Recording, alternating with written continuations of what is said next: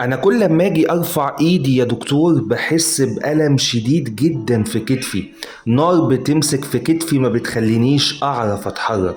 الألم ده ما بيخلينيش اعرف احرك كتفي في اي اتجاه.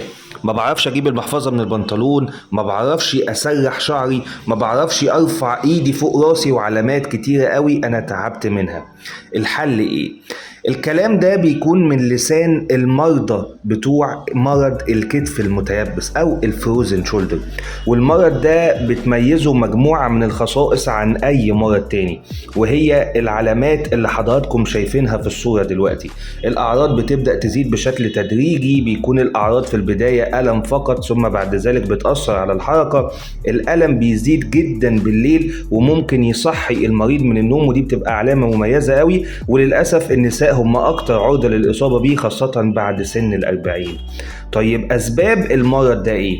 معظم الأبحاث العلمية بتقول إن السبب الأكيد لحدوث الكتف المتيبس هو أنون لحد الآن، ولكنهم رجحوا إن من أخطر الأسباب اللي بتزود العرضة للإصابة بالكتف المتيبس إنك تفضل مكتف إيدك لفترة طويلة، زائد بعض الأمراض اللي بتزود الإصابة بالكتف المتيبس، اللي هو طبعا مرض السكري اللي اتسمى عليها أصلا المرض. وعلاجه إن حضرتك أول ما بتحس بالأعراض دي لازم نكشف بسرعة عند دكتور العظام، لأن الوقت هنا بالنسبة لنا مهم جدا، ثم نروح لدكتور العلاج الطبيعي.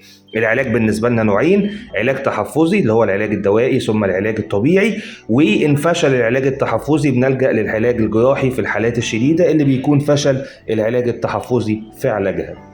طيب هل في طريقة نقدر نحمي نفسنا بيها من الإصابة بالمرض ده؟ من خلال ممارسة التمارين الرياضية، من خلال كمان تقوية عضلات الكتفين. عشان كده دلوقتي بإذن الله هنتكلم عن 4 تمارين قوية جدا عشان تقوي عضلات الكتفين. بس قبل ما نبدأ ما تنساش تدعمني بلايك ومشاركة عشان تشجعنا ان احنا نستمر، وشير الفيديو على أوسع نطاق. خلينا دلوقتي نشوف التمارين مع بعض، وطبق التمارين دي، خدها سكرين شوت عندك عشان تعرف تمارسها بعد كده وتعملها اكتر من مرة في اليوم. معظم التمارين اللي بنعملها 3 في 10، ولكن لازم تبقى عارف ان التمارين دي تمارين وقائية. يعني ايه يا دكتور؟ يعني لو انت كنت حاسس بالاعراض بتاعت مرض الكتف المتيبس، التمارين دي لوحدها اللي حضرتك شايفها في الصورة مش كفاية، لازم تروح تكشف عند دكتور العظام، وبعدها تروح لدكتور العلاج الطبيعي زي ما قلنا لك في الفيديو، لان العلاج الطبيعي او حتى العلاج بالنسبة لنا متمثل فيهم. فدي حاجة مهمة جدا جدا جدا. ما تنساش بقى في الاخر تدعمني بقلب، ودخلني سبلو شير دعوة حلوة في الكومنتات، واشترك في قناة اليوتيوب، الاشتراك ببلاش. اشوفكم على خير، سلام.